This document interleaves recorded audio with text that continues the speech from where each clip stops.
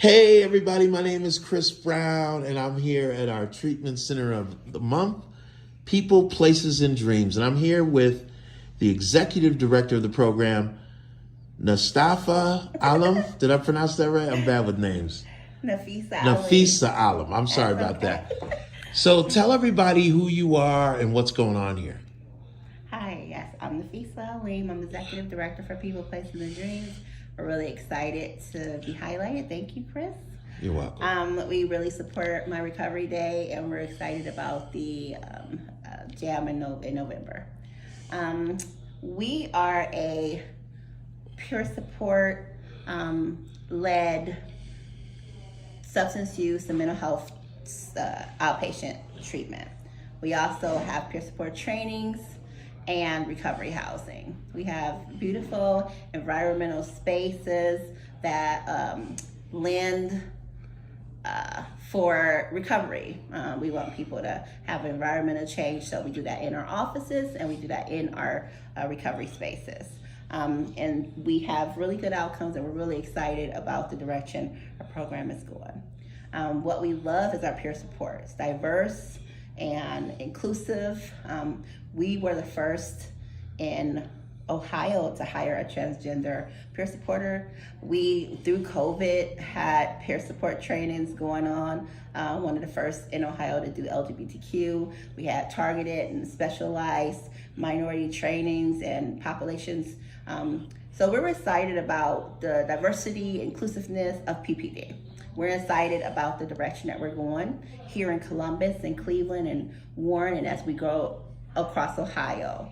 But we really believe in recovery and the model of recovery as a wellness approach. Like I recovered, now what? We think that now what is as important as the recovery. And so we want to wrap our clients and employees in supportive, like housing, programs, everything. So we're really excited to just highlight who we are today. All right, great. Tell me about, you mentioned the inclusivity and you want to have the difference of client. Tell me how that came about. How did you start? What's your motivation for working with the LGBT, I hope I'm pronouncing that right, LGBT community? Yeah. And the diversity of your program. Why is that? Why were you the first to do that in this area? What has been the problem down that path of recovery? Inclusivity as a whole and behavior. Being in the field over 20 years, I've seen marginalized populations such as LGBTQ. Now with the MAT treatment, like for example, the people who have methadone aren't being able to be inclusive in the recovery house in lots of places, and it's not a big tolerance for MAT, even though the push was for that. I think those are the kind of things that we saw. The marginalized populations just aren't getting the attention. They fall through the cracks, they wind up in crisis, and it's like a never-ending loop.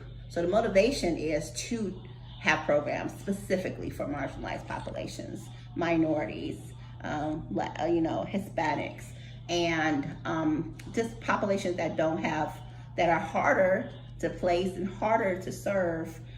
We want to just open up programs for that.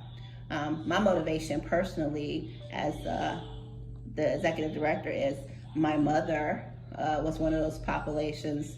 She was chronic schizoaffective. We were in and out of systems from as long as I can remember, homelessness and every system that you can think about. Because of her mental health, I saw over and over, well, she'll get better and then she'll fail because of just someone not doing a call or a checkup or something like that, because she was one of the most difficult clients. But it affects not just the client, but we know it affects the community. We know it affects their families. And so we're excited to not only have peer support for the clients, but peer support for the families. Peer support for mental health is now something that is being funded for insurance. So we're happy to have the whole spectrum of support, treatment, then supportive services, and then wraparound services, and hopefully as we grow, we have more, not just recovery housing, but transitional housing, so that not only can you get well, you can stay well and safe and stable, because it's a part of recovery too.